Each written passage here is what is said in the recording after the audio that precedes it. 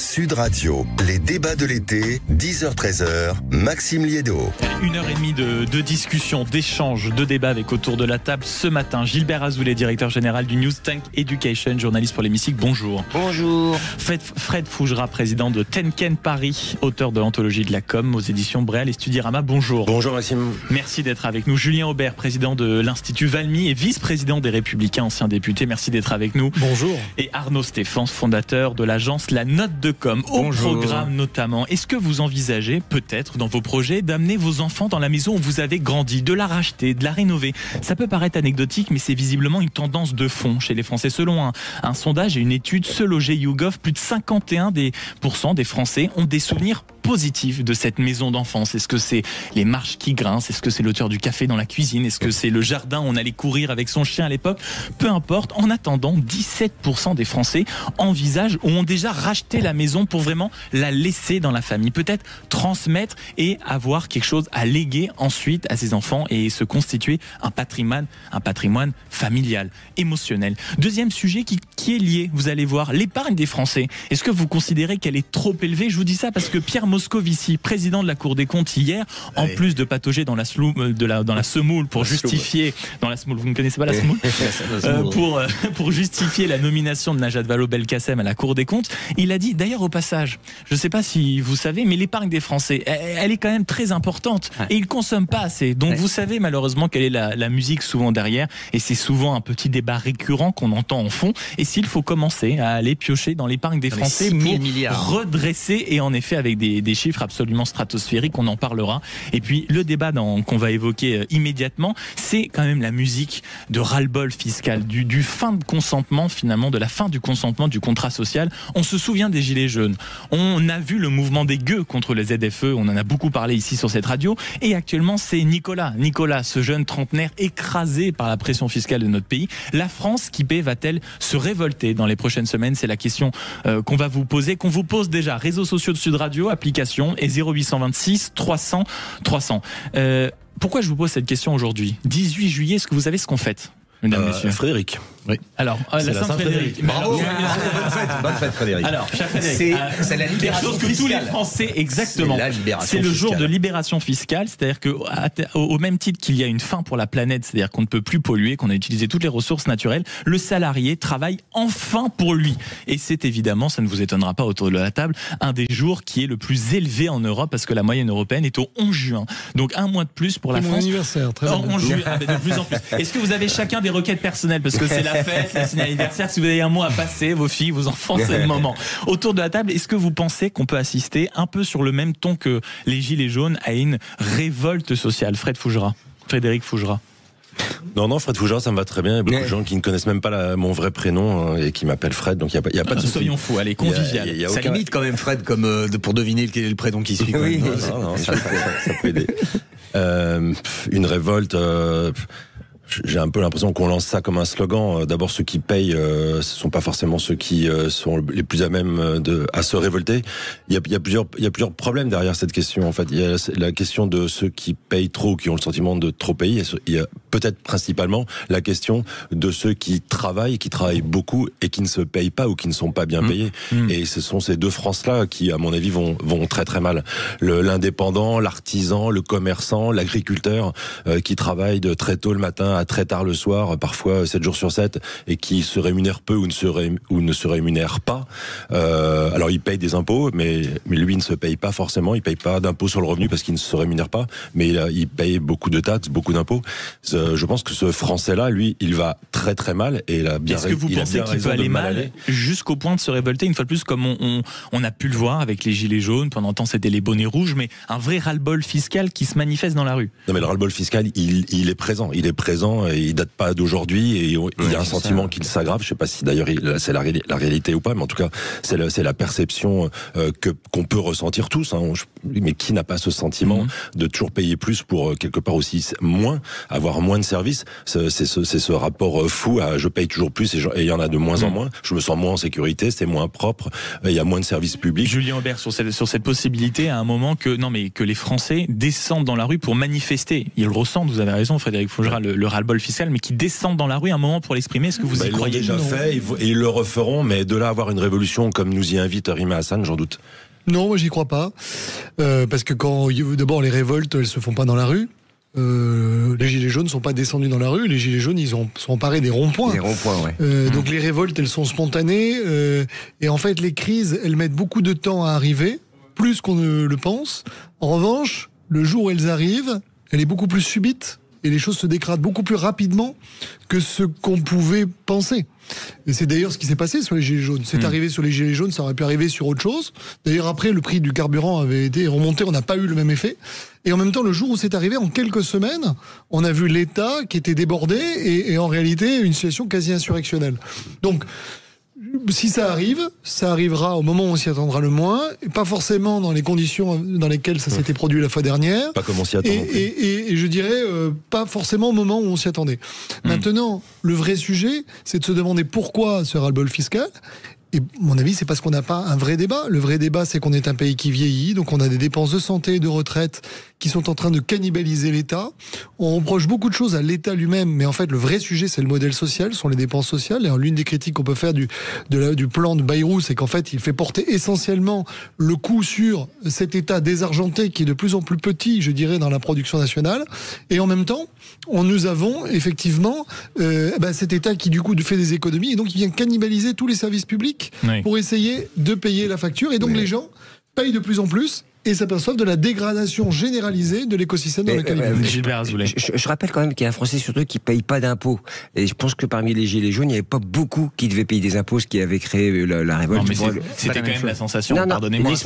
Non, mais sur le salaire, c'était la sensation que la différence entre le brut, ils payent des impôts indirectement. Les gilets jaunes, ce n'étaient pas des gens qui étaient au RSA, c'était plutôt des gens qui bossaient, mais qui n'en avaient pas assez. Un Français sur deux ne paye pas d'impôts. Voilà. Donc, ce que je veux dire, la pression fiscale. En revanche, c'est cette sensation, pour moi, ce que je ressens, c'est cette sensation de ne pas être écouté. Ils sont lâchés par la gauche qui est omnubilée par des conflits externes. Ils sont lâchés par le PS qui n'a plus vraiment d'idéologie structurée à mon sens.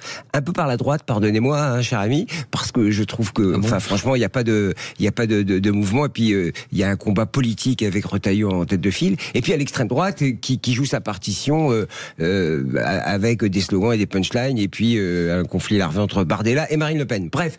Ils n'ont pas de support idéologique, me semble-t-il, ni de support politique. Moi, j'y crois pas trop à une reprise des Gilets jaunes. Le mouvement est très émietté. Les gens sont un peu au bout du rouleau.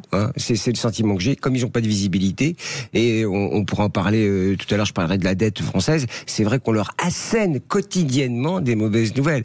Donc ça, je veux dire que ça les fait enfoncer un peu plus dans leur fauteuil, mais je ne les vois pas descendre dans la rue et se mobiliser autour des ronds-points aujourd'hui. Arnaud Stéphane. Ça tombe bien votre question, parce que je suis en train de commettre un petit essai sur le sujet, et je pense au contraire que l'absence de débouchés politiques, le ras-le-bol, le fait de vivre non pas simplement une pression fiscale, mais un sentiment d'injustice permanent, c'est-à-dire d'absolument pas d'écoute, d'absolument pas d'amélioration. On va parler de l'épargne tout à l'heure. En plus, on va leur expliquer, vous avez trop d'épargne, les amis, on va se servir dedans.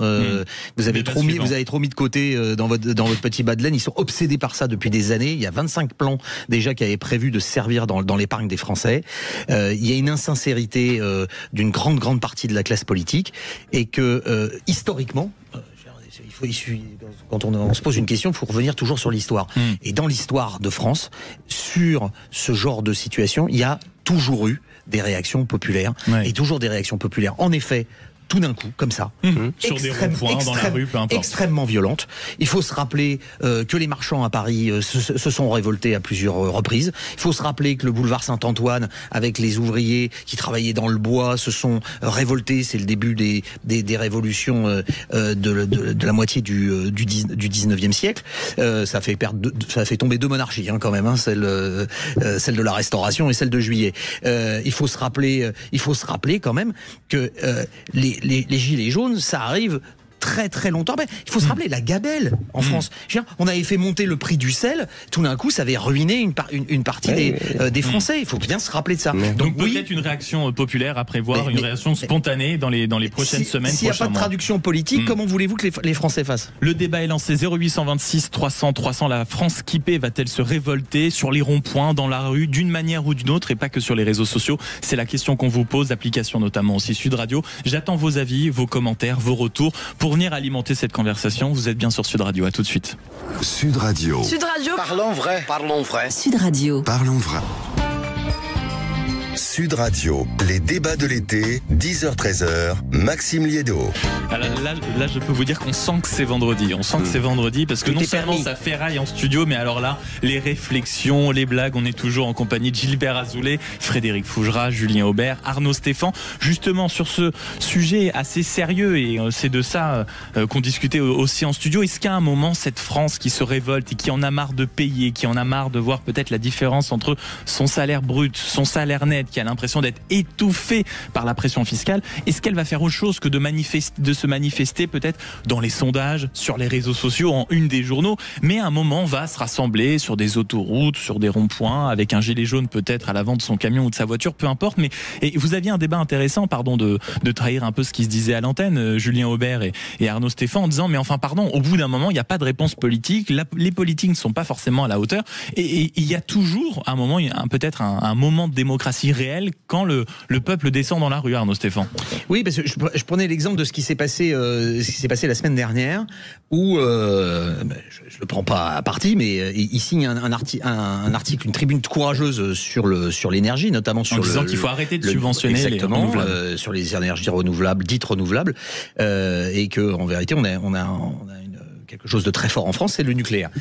Et tribune très courageuse qui est portée par Monsieur Aubert, par Monsieur Retailleau, ministre de l'Intérieur et président de LR. Et hop, patatras, le lendemain, pas une semaine après, un mois après, le lendemain, les sénateurs LR, dont Monsieur Retailleau a été le président il y a encore quelques mois,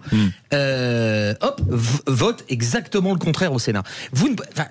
C'est une folie complète. Comment voulez-vous que les gens ne pensent pas au mot insincérité en permanence quand ça leur arrive? Alors, Monsieur Stéphane, je vais vous répondre.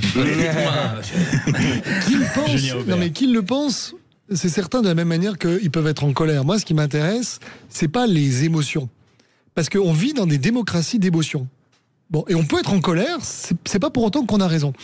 Dans la pratique, sur les sujets notamment d'énergie renouvelable, quand Bruno Retailleau était président du groupe, il était régulièrement mis en minorité dans son propre groupe sur ces sujets-là. Et en fait, un sénateur, il est élu sur son nom, et donc, vous allez pas. Attendez, vous pouvez le regretter. Il n'est pas élu sur son nom, il est élu par d'autres élus. Il est élu sur son nom, c'est-à-dire les gens. Mais les gens, quand ils votent au sénatorial, les élus, ils votent pour Monsieur X ou Monsieur Y parce que c'est Monsieur X ou Monsieur Y. Il n'y a pas de logique de parti dans un. Donc après, mais la logique de parti, non. Au sénatorial, elle joue quand vous êtes investi, mais vous avez parfois des dissidents, etc. Et vous avez des dissidents qui remportent des élections sénatoriales, un peu comme les maires. Ce sont des élections d'élus. Donc, on peut regretter qu'il n'y ait pas une discipline de parti. On peut regretter que des sénateurs se disent, mais quand même, j'ai quelqu'un qui est potentiellement un jour candidat à l'élection présidentielle, je ne vais pas aller l'affaiblir. Ça, on peut le regretter. Mais en revanche, moi qui ai été parlementaire, je peux vous dire que quand un parlementaire dit, mais moi, j'en ai rien à faire, le parti dit ça, mais moi je pense différemment, on n'a pas de fusil. Et vous n'allez pas l'exclure parce que ça s'appelle la liberté de vote. Donc je regrette, moi, cette position qui évidemment n'est pas la mienne. Moi, je suis sur une position, puisqu'on change les économies, il y a 5 à 6 milliards à faire d'économies, à mon avis, en arrêtant le robinet des énergies renouvelables. Maintenant, vous ne changez pas Paris en un jour. Et la discipline individuelle des élus. Il y a 3 mois, j'espère qu'effectivement, dans un an ou deux, on aura un groupe qui obéira aux injonctions et aux décisions. Et après, on partira au standard. Monsieur Aubert vient de nous dire qu'on ne fait pas la politique de l'émotion. Je pense qu'il faut relire Gustave Le Bon, parce que Psychologie des foules vous dit exactement le contraire. Voilà. En disant qu'il y a un moment. D'accord, mais excusez-moi, Gustave Le Bon, mis à part écrire un bouquin, il a changé la vie des gens. Non, psychologie du socialisme. Oui, mais à part écrire des bouquins. Il y en a quelques-uns. Non, mais vous savez, je sais, on a plein de gens très intelligents et qui écrivent des livres. Mais la politique, c'est pas les livres. La politique, c'est l'action. Et en l'occurrence, dans le cas d'espèces, des gens qui font des diagnostics, qui disent descendre, etc. Moi, j'entends tous les gens qui sont en colère. Mais moi, ce qui m'intéresse, c'est pas les gens qui sont en colère. C'est comment on change la vie des gens. Non, c'est comment on change leur vie. Oui, mais justement, elle est là la fracture. Là, on est au cœur. Vous intéressez pas aux gens qui vivent de la colère et il y a des gens qui cherchent des solutions. On est au cœur du problème. Les Français ne se sentent pas écoutés. Et quand justement vous dites qu'on est là pour mener des actions et être dans l'action, c'est tout le contraire, puisqu'on est dans l'immobilisme. Et je rappelle justement pour les énergies renouvelables que ça obéit à des logiques territoriales, voire locales, avec le petit maire, le petit élu du conseil général qui a investi massivement et qui peut pas se retrouver du jour au lendemain balader avec un arrêt du financement. C'est aussi des contraintes comme ça. Messieurs, faisons avancer la conversation. 0826, s'il vous plaît. Pour le passé, moi je vous parle de l'avenir. 0826 300 300. Bonjour Julien. Bonjour à tous. Merci beaucoup de nous avoir appelés ici sur Sud Radio pour cette question. Est-ce que la France qui paie va se révolter? Vous, qu'est-ce que vous en pensez? Est-ce que pour votre part, vous avez ce sentiment-là? Alors moi, je voulais déjà réagir à ce que disaient vos intervenants là juste avant, ça sur la politique de l'émotion. En fait, le problème, c'est Julien Aubert, politique. Voilà, on n'est pas dans une politique de l'émotion, on est dans une politique de la trahison. On se sent trahi par nos élites en permanence. Il n'y a pas un fait d'actualité qui ne nous met pas en situation de trahison par ces élites politiques. Ce qui fait qu'au final, aujourd'hui, on n'a plus confiance à tous ceux qui ont eu la main, et ça explique grandement la montée du Front National, parce que c'est les seuls qui n'ont jamais été au pouvoir et qui n'ont jamais eu encore l'occasion de nous trahir. Donc on se dit, avec un peu de chance sur un malentendu, on ne sait jamais.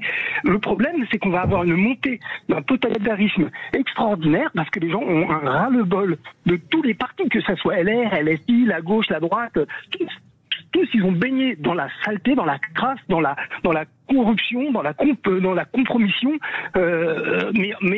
mais avec arrogance en plus, avec énormément de mépris. On voit par exemple l'affaire d'Alstom, on voit, il y a tout un tas de situations. Par exemple là, vous parliez de l'énergie, ne serait-ce que la situation de la reine qui oblige. Scandale. Mais pardonnez-moi, c'est de la trahison. C'est de la trahison à l'état pur. Ces gens-là mériteraient d'être pendus en place publique. Non, alors ça, on fait pas d'appel comme ça. Non, pas d'appel à la haine comme ça.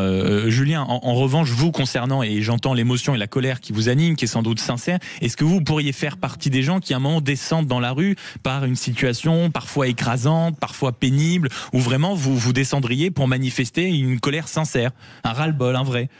Alors, mais je pense qu'aujourd'hui la manifestation n'a plus d'impact. En fait, comme disait Coluche il y a déjà 40 ou 50 ans, la démocratie, la dictature c'est ferme ta gueule et la démocratie c'est cause toujours. On en est un peu là. Le droit de vote, c'est le droit de nuire à ceux qui sont dans la même situation que toi. Mais quand on fait une grève, quand on fait une manifestation, on manifeste jamais au pied de l'Élysée, on manifeste jamais aux bons endroits. On va toujours aller dans les quartiers prolétaires. Donc la manifestation, malheureusement aujourd'hui, si on y a le droit, c'est que ça ne change rien. C'est ce que disait Coluche. Si c'était efficace, ça serait interdit. Donc, je pense que c'est pas des manifestations. Pour sortir du système, pour réfléchir. Moi, c'est pour ça que je suis fier d'avoir été Gilet jaune. C'est que dans cette réunion des Gilets jaunes, moi, j'y suis allé avec une revendication. Le prix de l'essence. Et c'était vrai. C'était sincère. C'était le point de départ. Le premier jour, je suis sorti en manifestation en moto pour manifester avec d'autres motards en disant, on en a ras-le-bol de se faire ponctionner comme ça. On n'en peut plus, on en a marre. Ce qui s'est passé, c'est qu'en fait, quand on s'est tous retrouvés à arrêter en bas des Champs-Élysées, côté de la place de la Concorde, on a commencé à poser à plat toutes les idées qu'on avait à droite à gauche, et on a commencé à réfléchir. On a parlé le jour même de risque, de monnaie libre, d'alternatives économiques différentes, de fond de problèmes de démocratie. Et c'est ça qui a fait qu'aujourd'hui, le mouvement des Jeux, un mouvement qui a été extraordinaire, qui, je pense, a été la première brique d'un changement dans l'état d'esprit des gens. Je pense que les prochaines générations vont être dans cet esprit-là, parce qu'elles ont été bercées avec cette éducation-là. Oui, je vous propose de discuter entre deux Juliens, des Juliens au carré, en réalité avec Julien Aubert, ancien député, vice-président des Républicains, qui veut dialoguer avec vous, mon cher Julien. Sur l'émotion, et sur le sentiment de trahison, je le comprends parfaitement, même si je partage pas ce qu'il peut dire sur la globalisation. Par exemple, le sujet de la reine, le scandale de la reine, c'est moi un scandale que j'ai moi-même dénoncé. Alstom, c'est mon collègue Olivier Marleix qui a démontré le scandale donc si vous voulez, non, c'est pas vrai. Après, vous êtes libre de pas le croire, mais tous les politiques ne sont pas pourris. Et je vais vous dire, le problème de la crise de confiance, que je peux comprendre, malheureusement, si on part du principe qu'on peut faire confiance à personne, ça vous donne l'échec des Gilets jaunes. C'est-à-dire que quand les Gilets jaunes ont cherché des gens, des représentants à qui faire confiance, comme ils n'avaient pas confiance dans le système représentatif, ils n'ont pas eu de représentants, et moralité, ça n'a rien changé. C'est toujours comme ça que ça s'est passé. Pour conclure, moi, si vous voulez, en réalité, comme je partage, je dirais, le fond de votre pensée, mais quand je dis l'émotion ou la trahison, moi, ce qui me motive, c'est pas de dire les gens ont trahi ou c'est terrible. C'est comment on change les choses. Et je sais qu'effectivement, sans la confiance, on la changera jamais. C'est un peu, je dirais, l'œuf et la poule. Voilà. Mais ça n'empêche pas qu'à un moment donné, il faut dire la vérité aux gens. C'est ce que j'essaye de dire, en tout cas sur le modèle social. Voilà, parce qu'il y a effectivement des équilibres à faire, et ça se passera pas bien, mais ça se passera encore plus mal si on va vers la rue et si on va vers des affrontements. Gilets jaunes, les gueux, Nicolas, la France qui paie va-t-elle se révolter? Oui, à 77%. Vous répondez-nous sur l'application et sur les réseaux sociaux. Sud Radio, Derom qui nous dit par exemple malheureusement la révolution du peuple français. Je n'y crois pas du tout, pour même pas dire de moins en moins. Les Français feront ce que leur homme politique leur demande de faire, parce que mine de rien l'esprit de révolution n'y est plus. Ou Antonin par exemple qui nous écrit aussi: il faut l'espérer en tout cas qu'une révolution à un moment arrive, car cela ne peut plus durer très longtemps. L'état du pays est alarmant. Ou encore Petit Poujadis qui nous dit: plus aucune révolte n'aura lieu. Peut-être que les gilets jaunes étaient en réalité le chant du cygne. Qu'est-ce que vous en pensez autour de la table de ce qu'on vient d'entendre, notamment du camarade Julien qui nous a appelé, Frédéric Faugerat? Et moi, Maxime, vous parliez de démocratie réelle, et je voulais en faire le lien et rebondir sur ce que disait Julien Aubert sur le fait que tous les politiques ne sont pas pourris. Non, oui, c'est quand même quelque chose qu'il faut marteler et rappeler.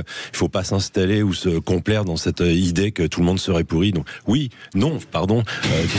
Oui ou non? C'est pas très clair. Non, ils ont pourri ou ils ont pas pourri? Non, parce que moi, je veux savoir si je reste sur ce plateau.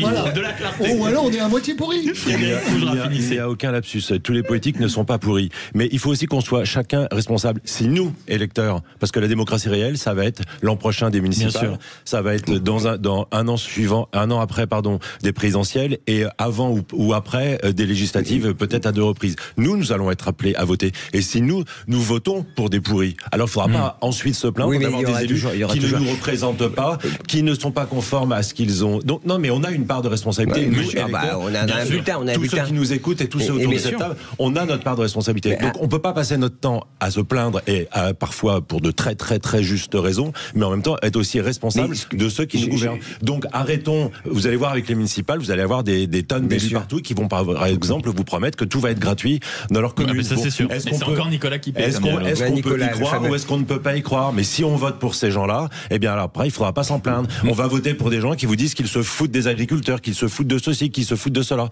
Ces gens-là vont certainement être réélus. Donc ça veut dire qu'on va mériter ces gens-là. Il y a un moment, il faut aussi qu'on... C'est les conséquences de nos actes et de nos votes. En partie. Bien sûr.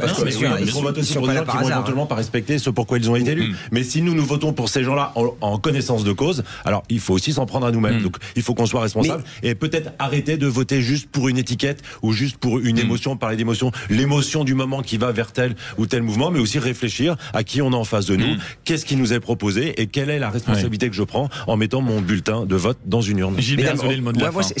Merci, le mot de la fin. C'est la maturité, je pense, au contrôle Arnaud, notre historien à la table. C'est que je me disais, au fond, il faudrait un gouvernement de salut public qui réunisse tout le monde, qui prenne une décision pour tout le monde, avec un vrai objectif à 6 mois, à 1 an, pour remettre les Robespierre. C'était le titre en 58, vous ne devriez pas la ramener parce que c'était des comités de salut public.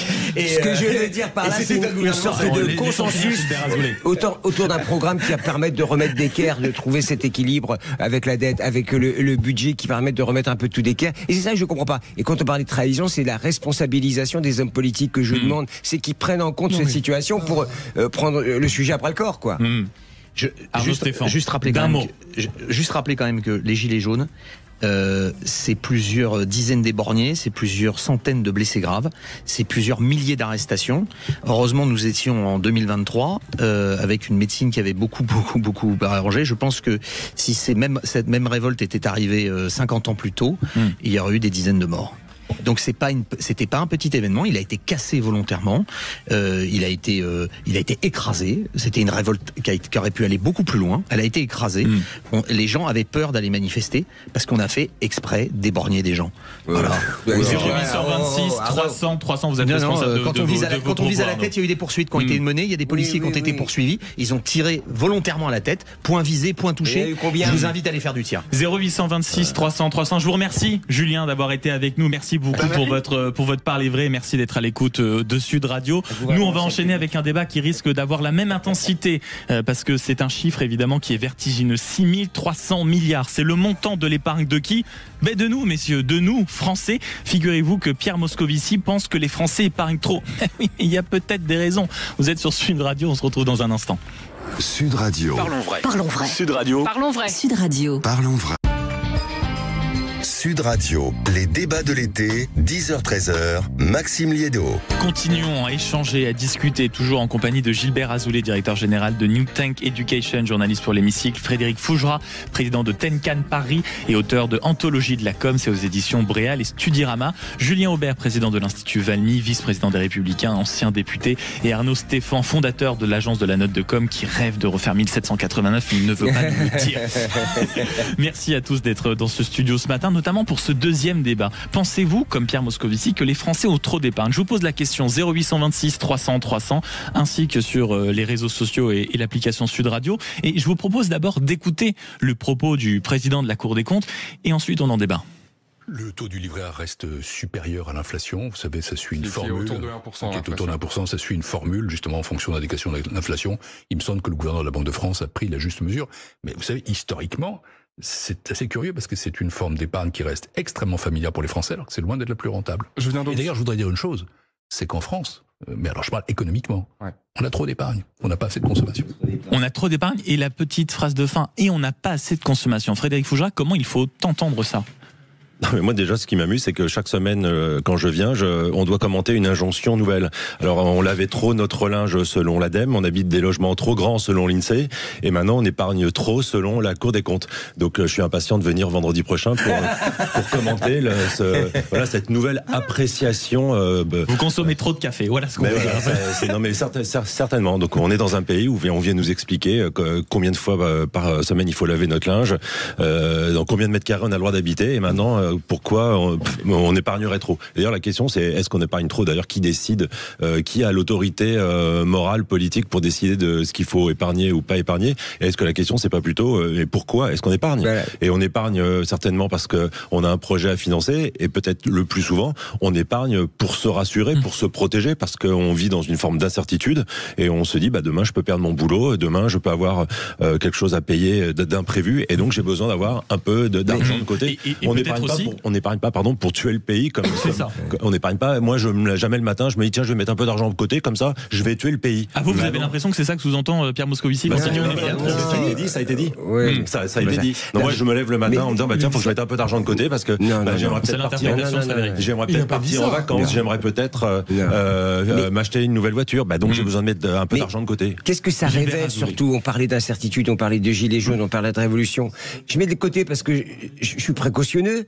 Je mets de côté parce que je manque de confiance, je prépare l'avenir, faut pas oublier ça, et ça résonne en creux au premier débat qu'on a eu. Et puis je rappelle quand même, parce que moi je me suis intéressé aux chiffres et j'ai regardé ceux qui épargnent le plus et ce qui fait monter l'épargne, c'est l'épargne des riches. Non, des gens qui Non, c'est des gens qui ont de l'argent qui épargnent le plus et qui peuvent placer beaucoup plus d'argent. Il y a des petits épargnants d'ailleurs, l'épargne moyen par Français, Maxime m'a donné le chiffre tout à l'heure, c'est pas très, c'est des petits montants. Non, mais le chiffre est intéressant. Les Français en moyenne par an et par ménage mettent de côté 7 306 €.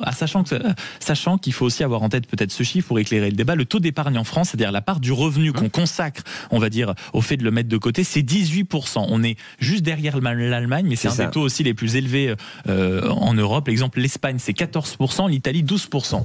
Le truc, c'est que depuis des années... Je rajoute pour finir, le sujet, c'est pas tant qu'on épargne trop, c'est flécher cette épargne et donner des sujets attractifs pour pouvoir investir dans la transition, dans l'industrie, parce que c'est quand même là qu'il faut investir massivement pour préserver notre souveraineté et notre indépendance. C'est là-dessus. Et en créant des véhicules qui permettent de financer justement des projets, là on pourra utiliser l'épargne de manière vertueuse et pas en baissant le livret A. D'ailleurs, quand j'ai vu ça m'a un peu choqué parce que c'était pas très élevé comme rémunération. C'était 2,4 et c'est passé à 1,7. C'est quand même un peu radical. Mais alors justement, pardon, vous me faites la transition parfaite, mon cher Gilbert. On va accueillir Laurent au 0826 300 300. Bonjour Laurent.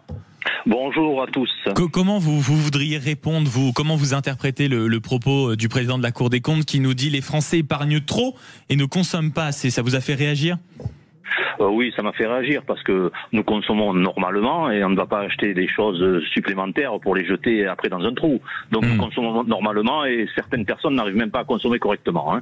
Et ensuite l'épargne, ça sert à quoi? Ça sert à ce que certaines personnes puissent avoir des crédits à la banque. Et même la même personne, un banquier peut vous reprêter votre propre argent. Voilà, c'est ça. Vous avez un peu d'épargne, il vous accorde un crédit. Donc l'épargne, c'est vraiment un truc macro là qui nous sort parce qu'il ne comprend évidemment pas tout à la vie quotidienne des Français qui gagnent entre 1500 et 2000 euros par mois, qui arrivent à épargner 500 euros par-ci et 500 euros par-là. Donc ce Moscovici, c'est un beau parleur, c'est un gars qui a ça... Voilà, mais vous, par exemple, mais vous, par exemple, mon cher Laurent, est-ce que vous avez un livret A? Est-ce que vous épargnez? Est-ce que quand on a vu ce taux a baissé de 2,4 à 1,7, c'est des chiffres un peu techniques, mais en réalité, le livret A rapportera beaucoup moins. Ça vous a énervé? Comment vous avez réagi à ça? Et oui, parce que j'ai un livret A, en effet, un petit LEP, et donc sur ces épargnes là, on ne peut pas mettre beaucoup d'argent. De toute façon, ça tombe bien, je n'en ai pas beaucoup. Et bon, baisser le taux, ça sert de compte courant qui rapporte un tout petit peu, voilà, parce qu'on en met, on en enlève, on en remet, et ainsi de suite. Et alors ces gens-là sont sur la lune, parce que bien sûr, c'est pas de la bourse, c'est pas des placements à 4% ou à 5% dans certains domaines. Bon, donc les petits épargnants, laissez-les tranquilles, quoi. Bon, Monsieur Moscovici, laissez-nous tranquilles.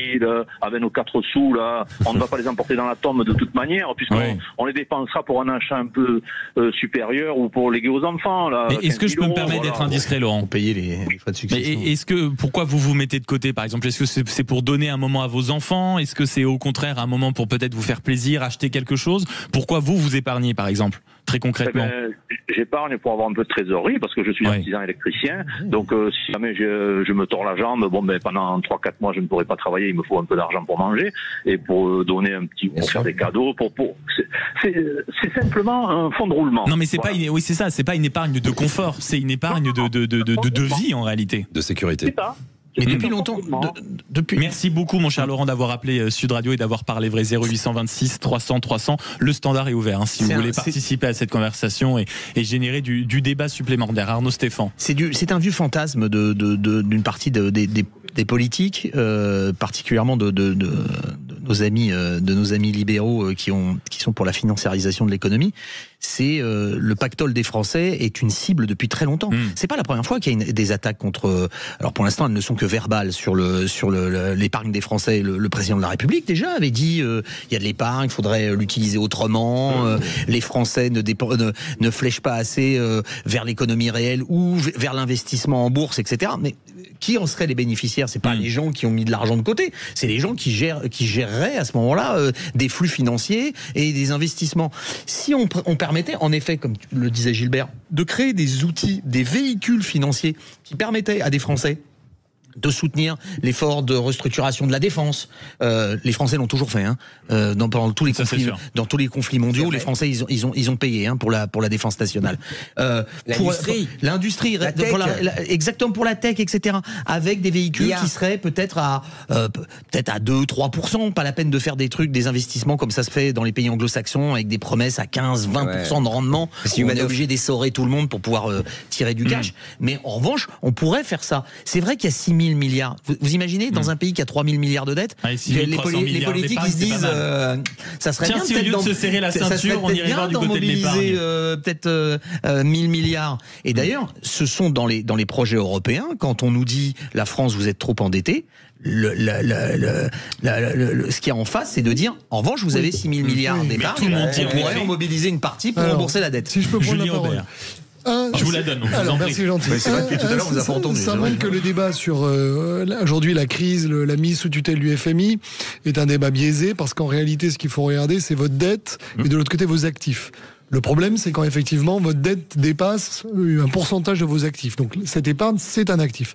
Deuxièmement, il y a beaucoup d'émotions là encore qui se greffent sur en fait un constat macroéconomique. Et évidemment, chacun réagit de manière microéconomique, parce que le livret A, c'est l'outil par excellence, je dirais, de l'épargne de tout le monde. Et donc en fait, on le prend comme il y a trop d'argent sur votre livret A. Bon, alors qu'en réalité, il s'agit je pense, de Moscovici a voulu dire qu'en comparatif, effectivement, le taux d'épargne est plus élevé en France, et vous l'avez d'ailleurs tous noté, c'est tout simplement parce que en prévention, parce qu'on consomme pas beaucoup, parce que on met aussi pour nos enfants, etc. Bon père de famille. Voilà, bon père de famille. Après, tout l'enjeu, c'est effectivement d'orienter, mais on peut très bien avoir quelque chose de gagnant-gagnant. C'est-à-dire que demain, il y avait monsieur qui disait, qui a sans doute un livret A, si on lui dit on va vous rémunérer à 2,50% si vous le mettez sur un livret qui va servir au financement de l'industrie numérique française. Ben voilà. Si tant est d'ailleurs qu'on soit d'accord sur après la manière dont on dépense cet argent. Voilà, mais c'est ça en réalité à mon avis, qui est le vrai fond du débat. Mais je pense pas qu'il faille y voir forcément un procès.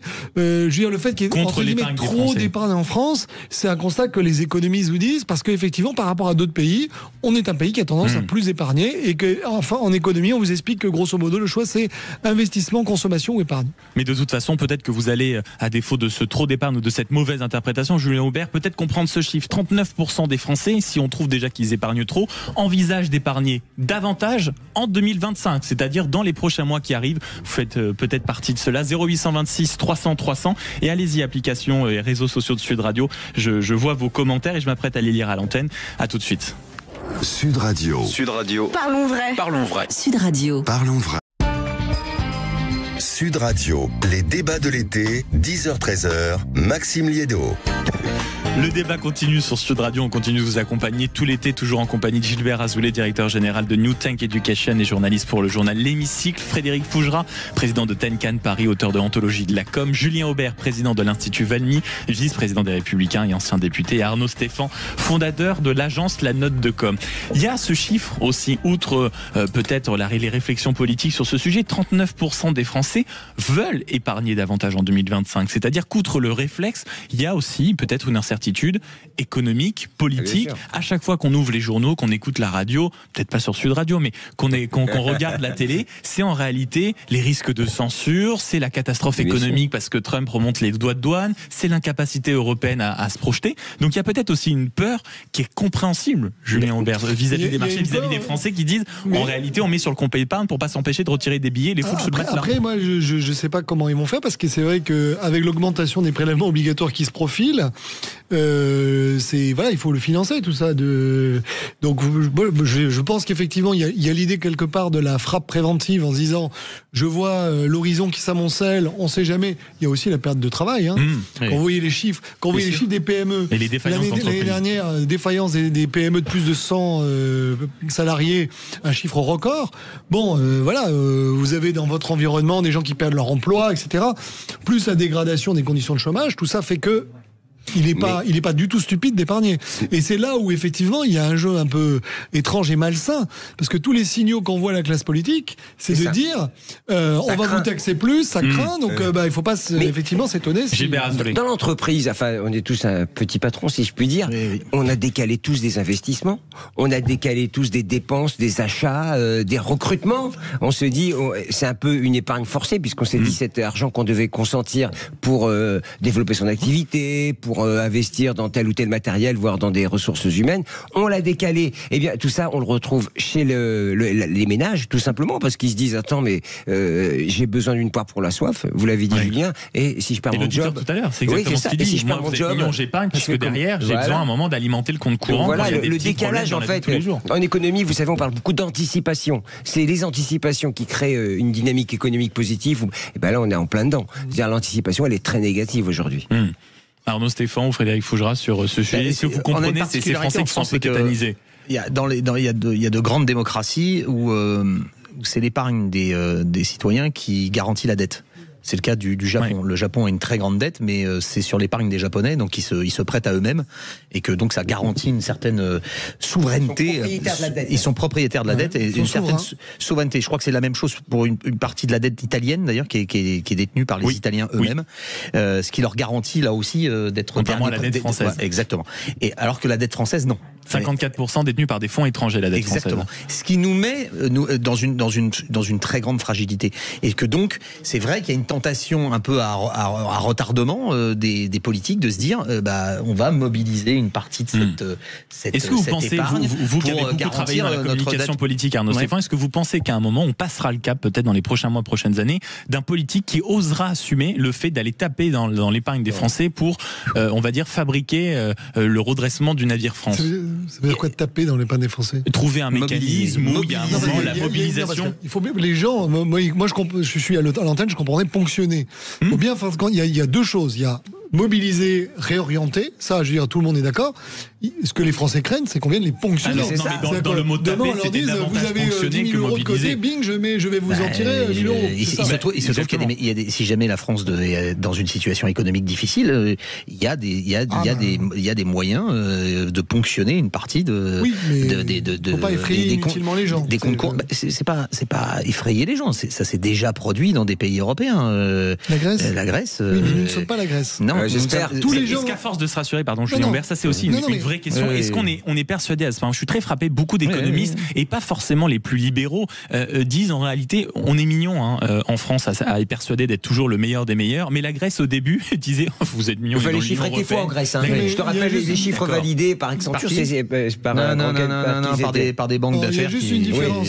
C'est que moi j'aimerais bien savoir si le FMI est capable de réorganiser la dette de la France. C'est une chose de gérer une défaillance grecque, c'est autre chose de gérer la défaillance de la dette française. Tout le monde dit le FMI, d'accord, mais ok, on peut peut-être avoir une crise. Moi je dis pas qu'on peut pas à n'importe quel moment avoir une crise de spéculation contre la dette française. À la question, est-ce que c'est le FMI qui arrivera d'abord? Moi je pense que d'abord arrivera Bruxelles, et ensuite, est-ce que avec leurs moyens désargentés, ils seraient capables d'empêcher le domino français de vaciller? Bah oui. C'est là où moi j'aimerais bien avoir quelques économistes là-dessus, parce que les moyens ne sont pas non plus, je dirais, aussi grands qu'on le pense. Frédéric Fougera, pour le mot de la fin sur ce sujet en tout cas.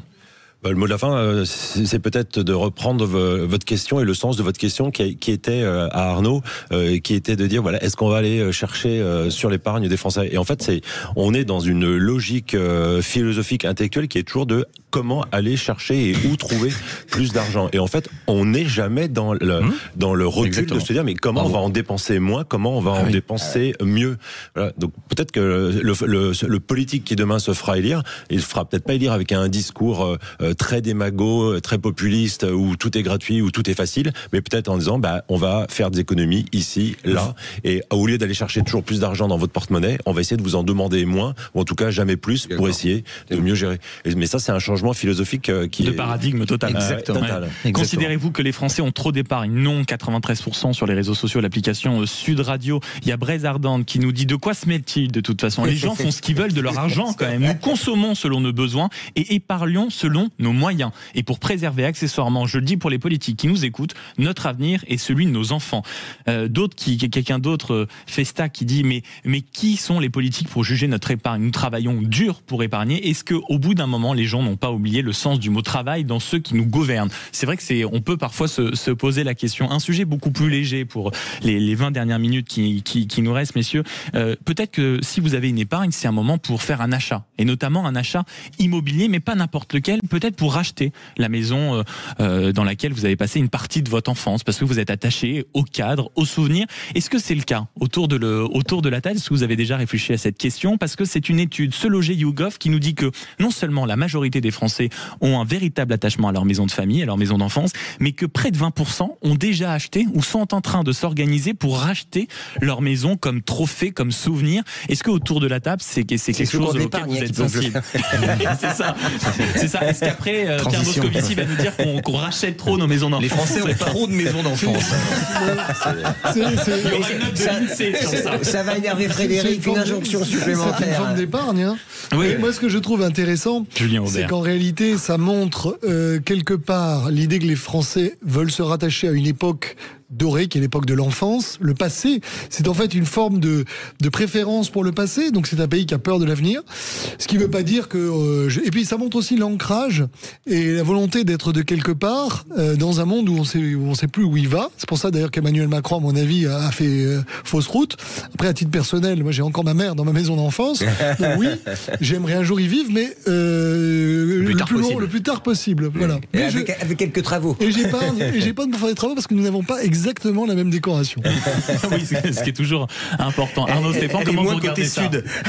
Voilà, elle est moins côté sud, c'est ça. Comment vous regardez ce mouvement? Est-ce que vous-même, peut-être, il y a un moment, mais évidemment, j'aurais rêvé de racheter la maison en Normandie dans laquelle je passais mes week-ends avec mes parents, évidemment, parce que c'est des souvenirs, parce que j'en connais tous les recoins, parce que j'en connais le paysage, je peux me promener en fermant les yeux, je sais exactement où sont les choses, j'ai des souvenirs de réparation de vélo, de trucs, etc. C'est des réunions de famille, etc. Évidemment. Mais Julien Aubert vient de dire quelque chose d'important. On se rappelle. Les politiques avaient été très friands du livre de David Goodhart qui s'appelait The Road to Somewhere et qui avait été traduit de manière absurde en France par les deux clans, je sais pas pourquoi, et on a cru que c'était un truc de Moyen-Âge, bref, où il y avait cette fracture entre les somewhere et les anywhere. Et c'est ce besoin d'être quelque part, de se rattacher à quelque chose, d'être ancré, et puis la famille, ça reste quand même quelque chose de fondamental. Nous ne sommes pas simplement des homo economicus où on est obligé tout le temps de consommer et pas d'épargner, de se retrouver citoyen du monde alors qu'on est attaché à un petit village dans le sud, en Provence ou en Normandie, et que les gens ont besoin de ces lieux pour se retrouver et se ressourcer. C'est important de toujours, dans un monde qui va très vite et qui est mondialisé, de se retrouver quand même ancré quelque part. 0826 300 300, vous avez vous aussi envie de racheter cette maison d'enfance qui vous tient à cœur, appelez-nous, passez-nous un coup de fil et on en parle dans quelques instants sur Sud Radio. À tout de suite. Sud Radio, votre avis fait la différence.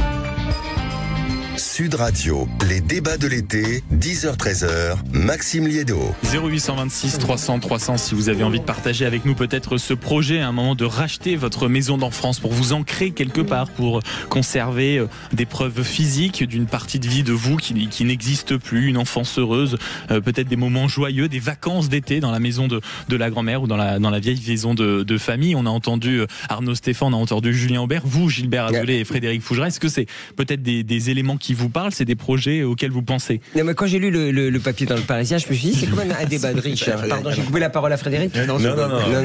En priorité à droite. Mais ça dépend d'où on se situe. Ça Aubert. dépend d'où on se situe. Non, mais je me disais en disant ça parce qu'évidemment, moi j'aimerais bien racheter la maison que j'ai vendue il y a quelques années parce qu'en fait, je regardais bon, ça n'a aucun intérêt. Mais c'est vrai que. Mais je vais vous dire un truc, Maxime. Non, c'est un débat un peu de riche parce qu'il y a 10% de résidences secondaires en France ou occasionnelles, comme on dit. C'est vrai que l'idée, pour faire rebondir au sujet précédent, l'épargne, la précaution, la situation de crise, c'est vrai que se poser la question de racheter une résidence secondaire aujourd'hui, c'est vraiment une problématique, j'ai presque envie de dire un peu hors sol. Même si ça évoque... pas dans les moyens directs, peut-être que certaines personnes ont l'envie profond, c'est presque un projet de vie de se dire je rachète, je raménage. Frédéric Fougera, comment vous regardez ça?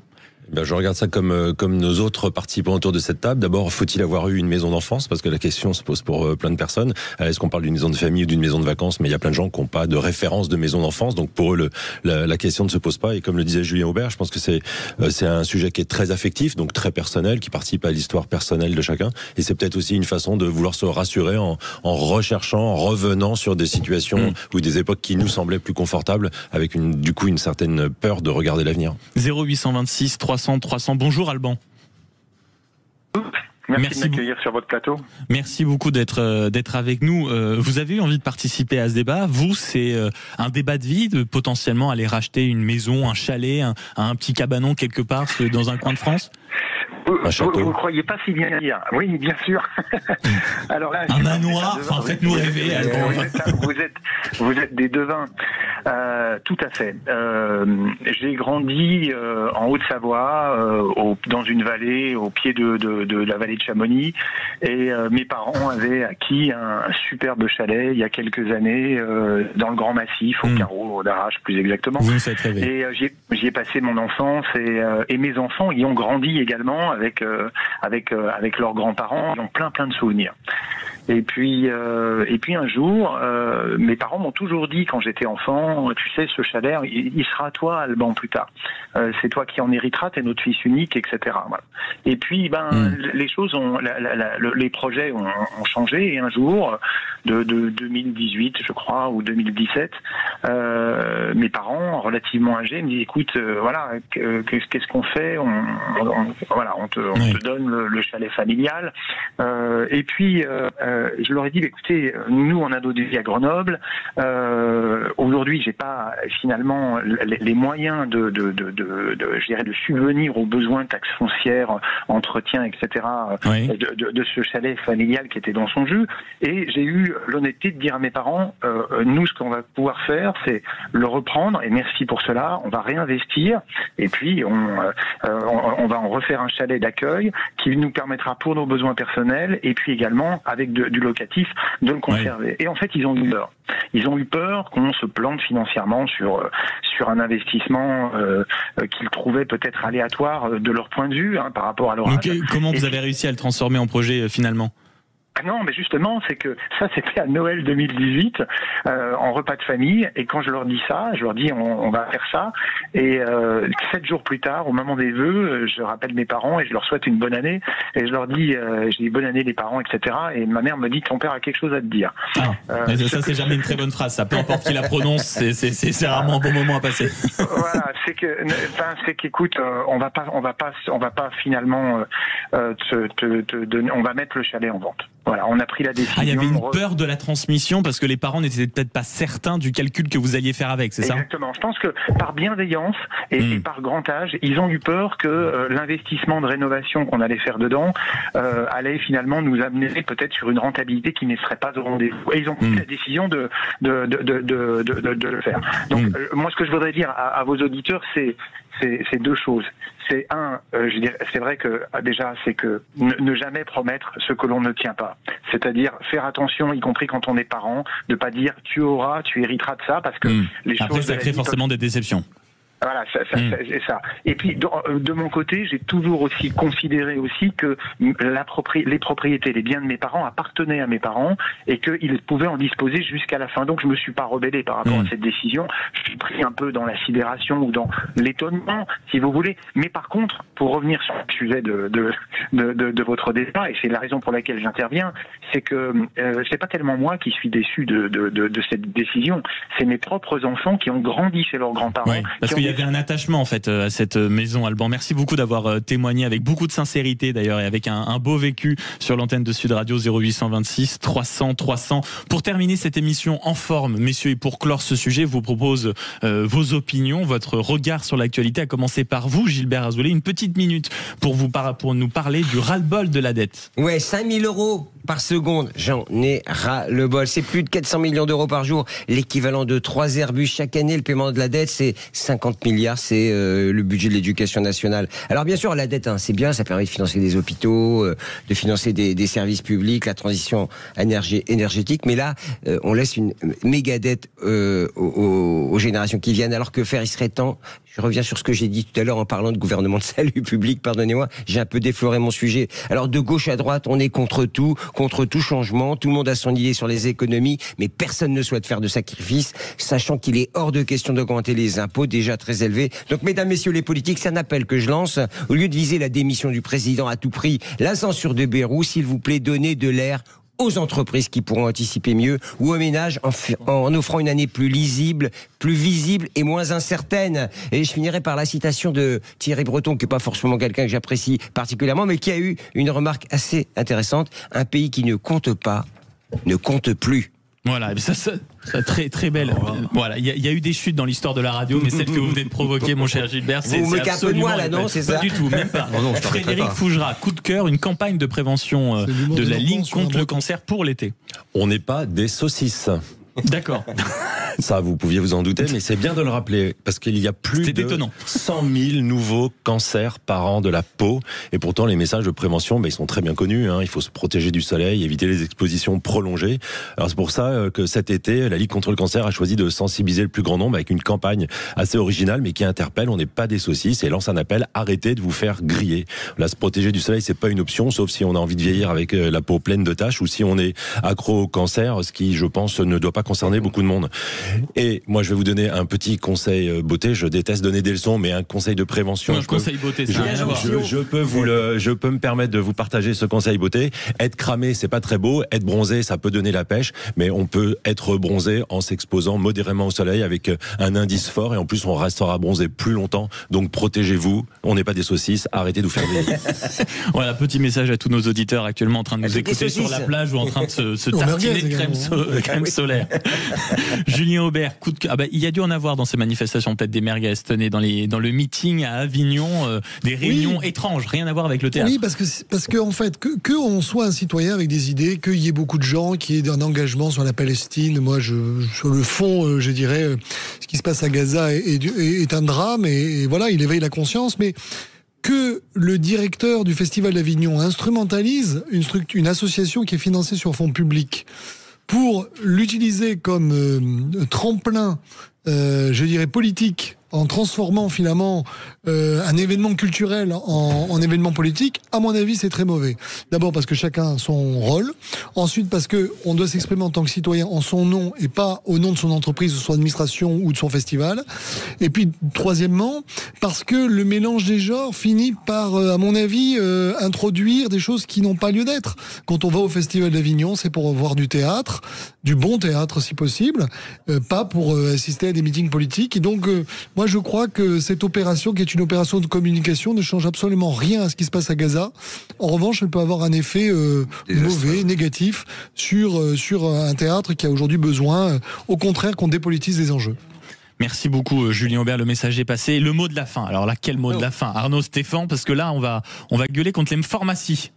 Non, pour les pharmacies, au contraire. Pour les pharmacies. Contre ce qui se passe. Oui, ce qui se passe, c'est que par un trait de plume, le 1er août, le gouvernement, par décret, va supprimer 50% de la marge que se font les pharmaciens sur les médicaments génériques. Pourquoi? Parce que les laboratoires trouvent qu'ils gagnent pas assez d'argent sur les génériques. Ils ont donc demandé au gouvernement de leur donner plus d'argent, parce que leur fonds derrière qui les pousse trouve que ça crache pas cette cash, et que il faut donc réduire la marge des pharmaciens. Sauf que les pharmaciens souvent se sont installés, ils ont acheté, ils ont un plan de remboursement de leur crédit. On est en train de tuer les pharmacies. En plus, ça veut dire peut-être éventuellement 50 000 emplois qui vont être menacés. La France perd des pharmacies. C'est quelqueverfois le dernier contact avec la santé dans des zones rurales ou périphériques où il n'y a plus de médecins.